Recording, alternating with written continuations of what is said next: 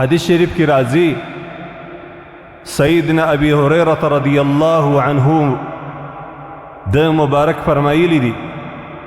و رسول اللہ صلی اللہ علیہ وسلم فرمایلی مثالی کمثل رجل استوقد نارا زما مثال داسې دی د هغه سړي مثال مې دی چې یو سړی اور بلکې په یو میدان باندې شپه ده یو سړي اور بلکې کله چې دا اور لمبې راپورته کړي او دا اور روښانه سي دا اور تازه سي نو شاوخوا چې کمې پتنګان دي یا پروانې دي دا پر دا لمبو باندې رازغلي پر دا رڼا باندې رازغلي او کوشش دا کوي چې دا اور ته ځان واچي رسول الله صلی الله علیه وسلم د خپل ځان مثال د هغه سړي وبلی چې په شپه کې په تکه توره شپه کې یې اور بل کړي د ځان د ګرمېدلو دپاره د یو شي د پخېدلو دپاره د رڼا د جوړولو دپاره یو سړی دی اور یې بل کړي او د دغه اور د تازه کېدلو وروسته چې کله د دې اور لمبې راپورته سوې شاوخوا چې کم پتنګان دي پروانې دي هغه کوشش دا کوي چې په دې اور کې ځان واچي هغه په رڼا باندې راځي او دغه رقم نور دواب دي د الله رسول صلی الله علیه وسلم وایي نور د ځمکې خزندې دي دا کوشش دا کوي چې دا اور ته راسي او هغه په دې نه پوهېږي چې دا اور ما سوځي دا زما هلاکت دی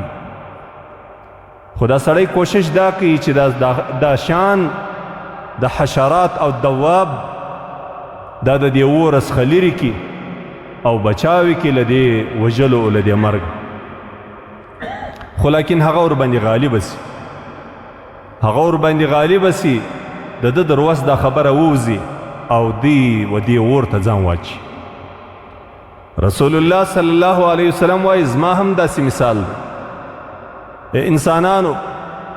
چې کوم دین ما تاسو ته د الله جل جلاله له طرفه راوړي دا د هغې رڼا او د هغه نور مثال لري په دې کې موږ او تاسو ته ټوله شان واضح سوه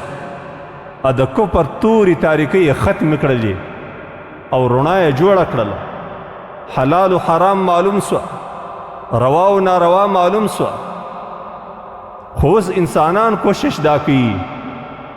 چې د دغه دنیا د مختصرې زندگی دپاره د دنیا د حصول دپاره د دنیا د عزت دپاره د دنیا د شهرت دپاره د دنیا د کمالاتو دپاره د دنیا د دې مختصرې زندگی د ښه تېرولو دپاره په عیش و عشرت کې د تېرولو دپاره د انسانان بیا نه حرام ته ګوري نه حلال د انسانان بیا دې ته نه ګوري چې دا زما هلاکت دی او که زما آبادي ده د انسانان و دې ته نه ګوري چې دا زما د ژوند خاتمه ده او که زما د ژوند بقا ده رسول الله صلی الله علیه وسلم وایي د خلکو میلان د نفس او د خواهشاتو د شیطان د وسوسو پر طرف باندې دی او کوشش دا کوي چې ځان په دغه هلاکت کې ختم کړي رسول الله صلی الله علیه وسلم زه کوشش دا کوم چې تاسې راوګرځوم حتی د الله رسول صلی الله علیه وسلم وایي زه کوشش دا کوم چې تاسې در هغه ځای ونیسم چې موږ او تاسې د ګنډې د تړلو ځای بولو یا د ملا د تړلو ځای بولو زه تاسې کوشش کوم له دغه ځای م راونیسم او له دغه هلاکت م بچاو د الله رسول صلی الله علیه وسلم وایي خو لیکن کوشش تاسې د بیا دا دی د نفسو د خواهشاتو میلان د طبیعت د خواهشاتو و طرف ته د شیطان و طرف ته چې تاسې و دا جهنم ته ځان داخل کړي په هغه روایت کې د مسلم شریف راځي فذلک مثلي و مثلکم دا نو زما او ستاسې مثال دی انا آخذ بحجزکم عن النار زه تاسې له دغه جهنم راګرځوم چې د جهنم اور به الله جل جلاله د نافرمانو انسانانو دپاره تیار کړی دي او زه بیا بار بار درته وایم هلم عن النار هلم عن النار ای خلکو ځان وساتئ د جهنم ای خلکو ځان وساتئ د جهنم فتغلبوني تقحموني فيها تاسې غالب اسواس پر ما باندې او ځانونه مو د جهنم په اور ته واچول د حرامو په کولو باندې د ناروا په کولو